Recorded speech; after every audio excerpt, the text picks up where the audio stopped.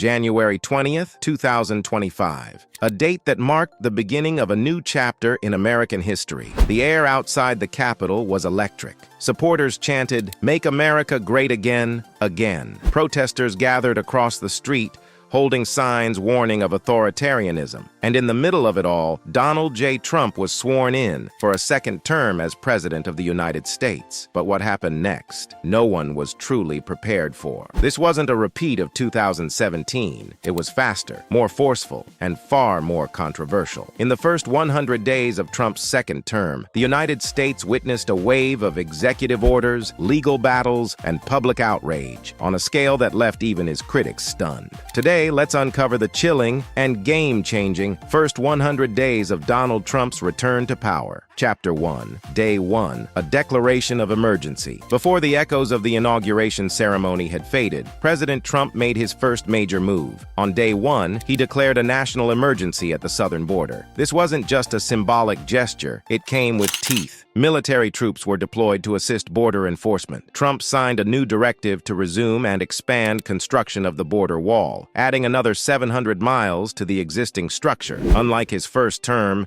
this time he had a streamlined team, ready to bypass bureaucratic hurdles and environmental regulations. But here's the twist. The funding for the expansion diverted from other federal programs, some of them related to education and climate resilience. Within 48 hours, lawsuits were already piling up. Governors in California, New Mexico, and even some moderate Republicans were asking, is this legal or just the beginning of unchecked executive power? Chapter 2, the Laken-Riley Act, States versus Feds. Just 9 days later came the second major headline, the signing of the Laken-Riley Act. Named after a young woman killed in a widely publicized case involving an undocumented immigrant, this law caused a political firestorm. The act allowed states to sue the federal government for so-called failures to enforce immigration law. It also mandated the detention of any immigrant charged with certain crimes, even before conviction. Civil rights groups warned of racial profiling,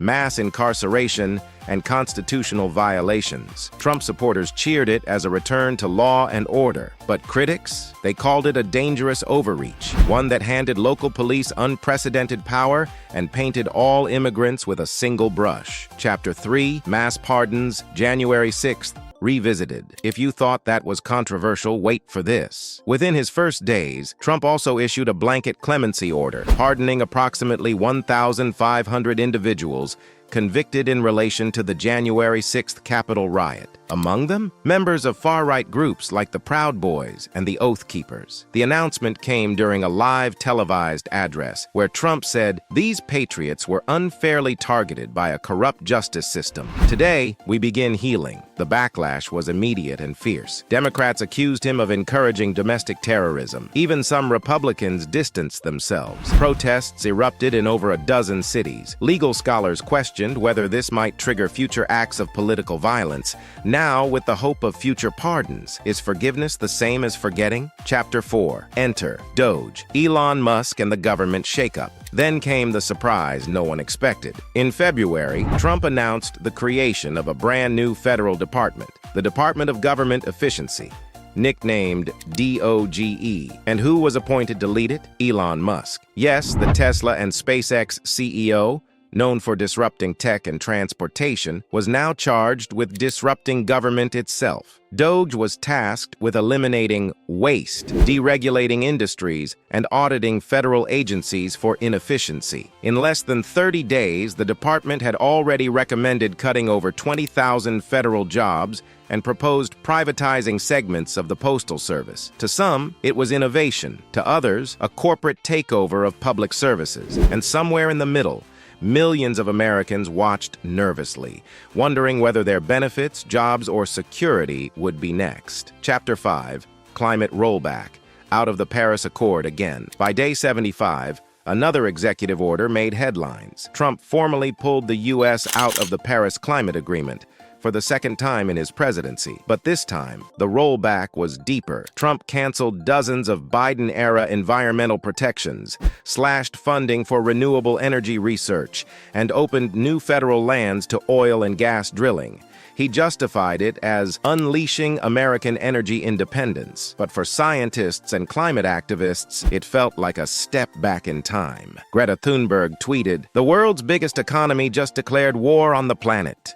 Chapter 6, The Division Grows. By day 90, polls painted a divided nation. News coverage turned into battlegrounds. Families argued over dinner tables. Even international allies watched with concern. Germany's chancellor publicly stated, "America seems to be drifting further from democratic norms." But back at home, Trump remained undeterred. In rally after rally, he declared, "We are taking our country back. The deep state is losing, and the American people are winning again." For his supporters, it was redemption. For his critics, it was a warning. Chapter 7, The Road Ahead. What happens next? Now, as the dust settles on day 100, one question hangs in the air like a storm cloud. What happens next? President Trump has made his intentions clear. This term won't be about compromise. It's about control, legacy, and rewriting the narrative of American politics. But at what cost? Constitutional norms are being tested, institutions are being reshaped, and the country is facing a level of internal division unseen in decades. So now it's your turn to reflect. Do these first 100 days represent strength or something else? Are we seeing a revival of conservative values